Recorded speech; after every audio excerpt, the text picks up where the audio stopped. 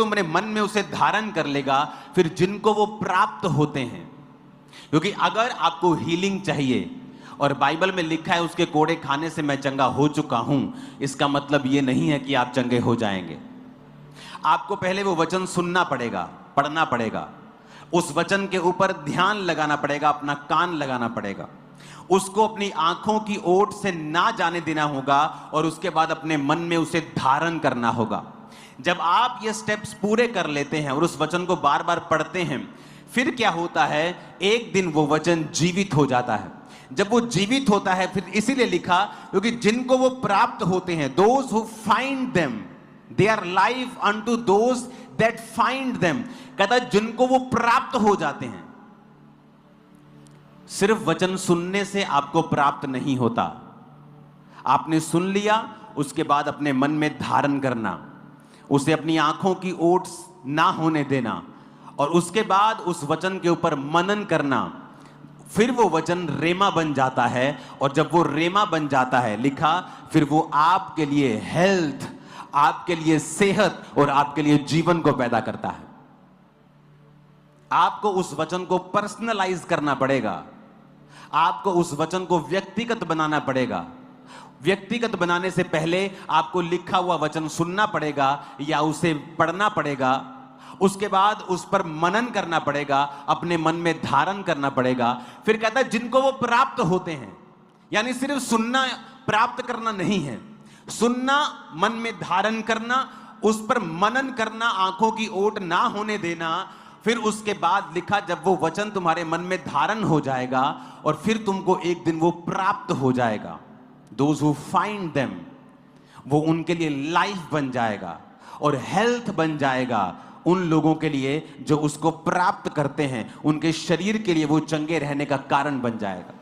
कितने मेरी बातों को समझ रहे हैं?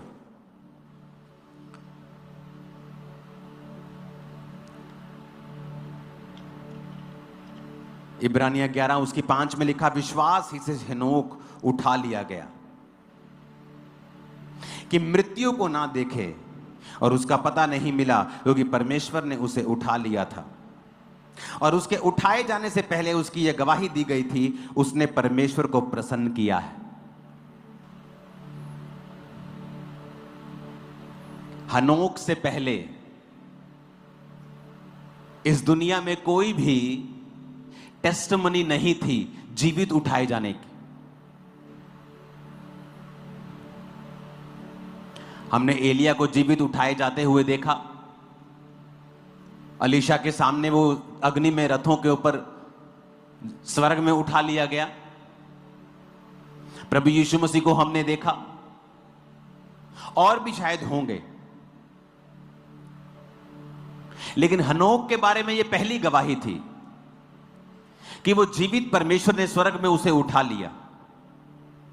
और ऐसा बाइबल की स्टडी कहती है कि जो दो व्यक्ति आएंगे वो हनोक और एलिया होंगे।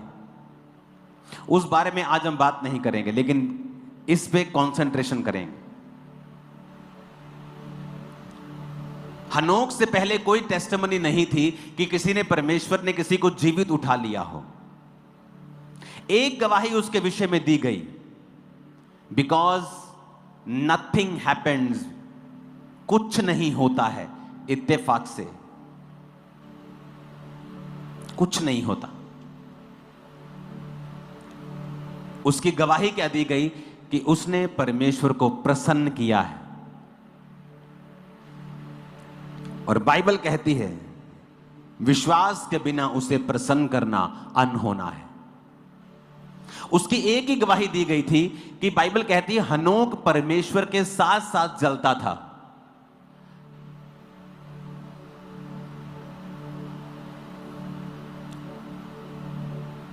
और उसने परमेश्वर को प्रसन्न किया और समथिंग हैपेंड, कुछ ऐसा हुआ जो पहले बाइबल के इतिहास में कभी नहीं हुआ था।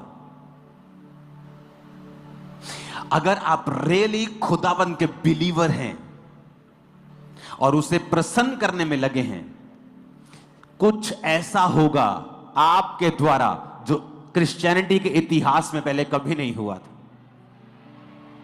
क्योंकि मेरा परमेश्वर बदला नहीं है, मैं एक बोरिंग और किसी कॉपी लाइफ को जीने के लिए नहीं बुलाया गया। कितने मेरी बात को समझ रहे हैं? मैंने अपने स्पिरिचुअल फादर को फॉलो किया है, मैंने बाइबल को फॉलो किया है। जब आप परमेश्वर को प्रसन्न करते हैं, उसके लिए आपको वचन अपने मन में धारण करना जरूरी है। वचन धारण करने से मन में दो चीजें होती हैं और वो साथ साथ होती हैं। एक है स्पिरिचुअल, एक है फिजिकल। वचन धारण करने से, आंखों की ओट ना होने देने से, उसे सुनने से, अपना मन वचन की ओर लगाने से दो चीजें होती हैं। पहला, उनको जीवन प्राप्त होता है, फाइनेंशियल कंडीशन सुधरती हैं, शरीर में सेहत आती है। बिकॉज द बाइबल सेज वो हेल्थ है, and health to all their flesh, उनके शरीर के चंगे रहने का वो कारण होते हैं। आत्मिक, कि आप परमेश्वर को प्रसन्न कर सकते हैं। क्यों? क्योंकि उसे प्रसन्न करना अनहोना है अगर आपके अंदर विश्वास नहीं है। विश्वास अंदर होना अनहोना है अगर आपने वचन को नहीं सुना है, क्योंकि विश्वास सुनने से और सुनना मसीह के वचनों से पैदा होता है।